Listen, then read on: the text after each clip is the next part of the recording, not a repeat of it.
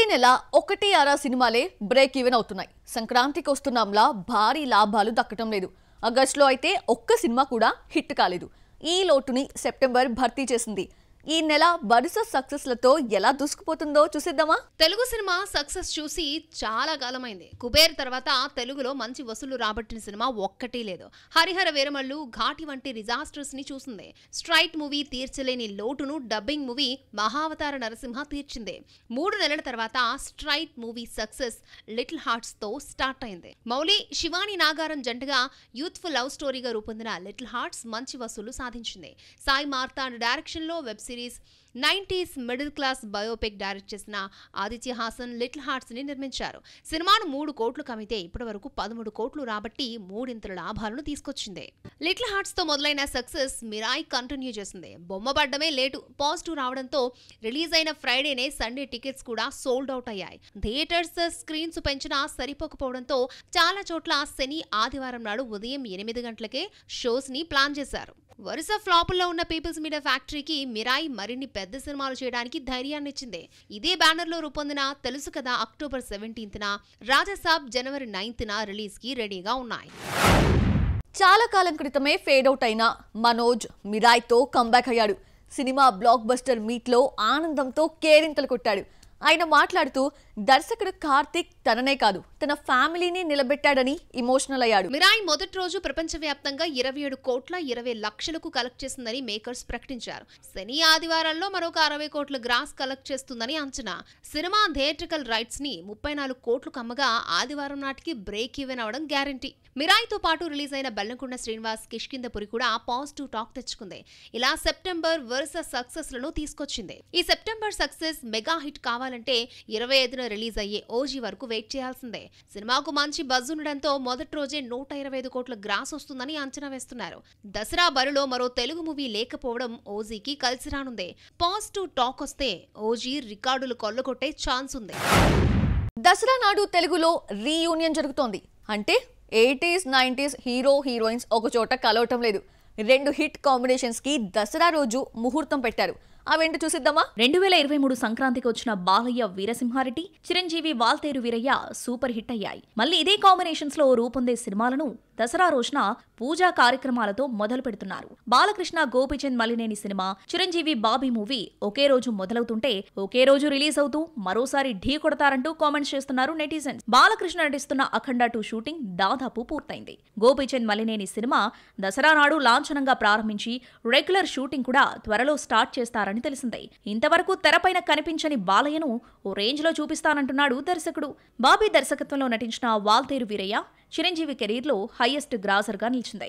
Cinema 158 కోట్ల share collect చేసి అప్పటి వరకు అలవైకుంఠపురంలో పేరు మీదున్న రికార్డును క్రాస్ చేస్తుంది. మళ్ళీ ఇదే కాంబినేషన్ దసరా నాడు మొదలు కావడంతో ఫ్యాన్స్ ఖుషీగా ఉన్నారు. అయితే రెగ్యులర్ షూటింగ్ మాత్రం సంక్రాంతికి రిలీజ్ అవుతున్నా మన శంకరవరప్రసాద్ గారు తర్వాతే సెట్స్ పైకి వస్తుందని తెలిసింది.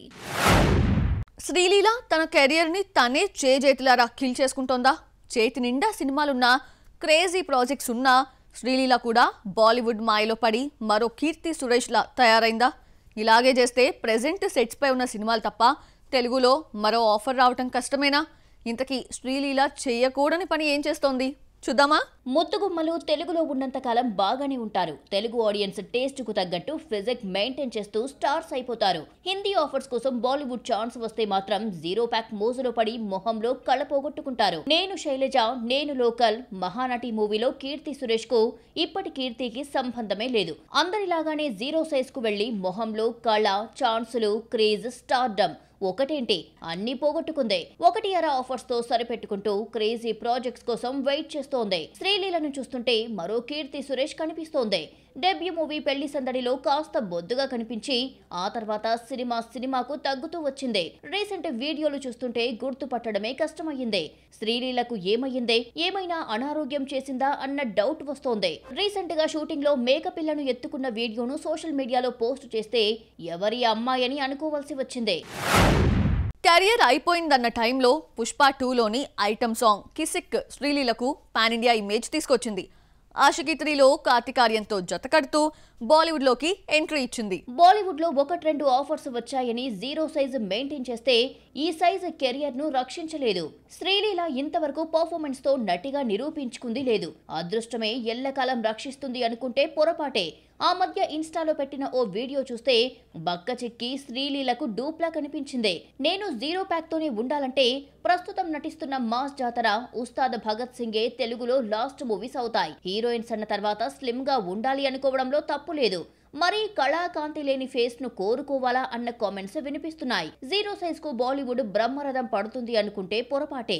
సక్సెస్ లేకపోతే కన్నెత్తి కూడా చూడరు.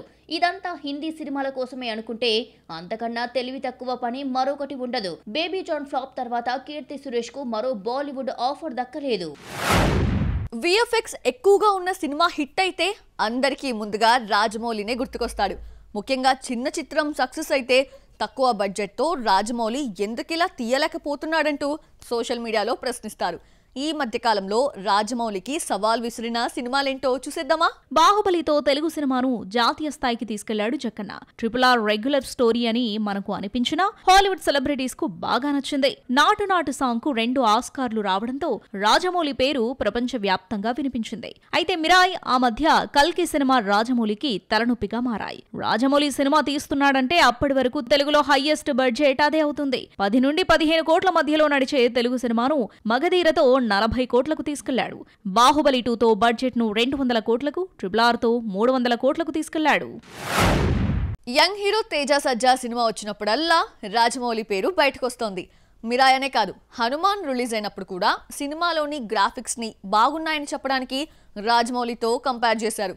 ఎంతగా కంపేర్ చేసినా దర్శక ధీరుడే. ఎలాగో మీరే చూడండి. 60 కోట్ల బడ్జెట్ తో మిరాయ్ తీసిన కార్తిక్ ఘట్టమనేని అదిరిపోయే అవుట్పుట్ ఇచ్చాడు. మిరాయ్లో విఎఫ్ఎక్స్ ఎంత అద్భుతంగా ఉన్నా రాజమౌళి సినిమాలో నటీనటుల రెమ్యునరేషన్ చాలా ఎక్కువ. మిరాయ్లో హీరో రెమ్యునరేషన్ 10 కోట్లెక్కడా, రాజమౌళి మూవీలో హీరో పారితోషికం 100 నుండి 150 కోట్లెక్కడా. కార్తిక్ ఘట్టమనేనికి 10 కోట్లిస్తే రాజమౌళి 150 నుండి 200 కోట్లు తీసుకుంటాడు. అందుకే మిరాయ్ 60 కోట్ల బడ్జెట్ తో తీయడం సాధ్యమైందని, రాజమౌళి సినిమాపై 400 నుండి 500 కోట్లు పెట్టాల్సి వస్తుందంటూ సోషల్ మీడియాలో చర్చ నడుస్తోంది. బాహుబలి RRRలోని 4-5 సీన్స్ హాలీవుడ్ ను గుర్తుకు చేసిన నాగశ్విన్ కల్కితో తెలుగు సినిమానే హాలీవుడ్ మూవీలా తీశాడు. సినిమా మొదలు చివరి వరకంతా హాలీవుడ్ స్టైల్ మేకింగే.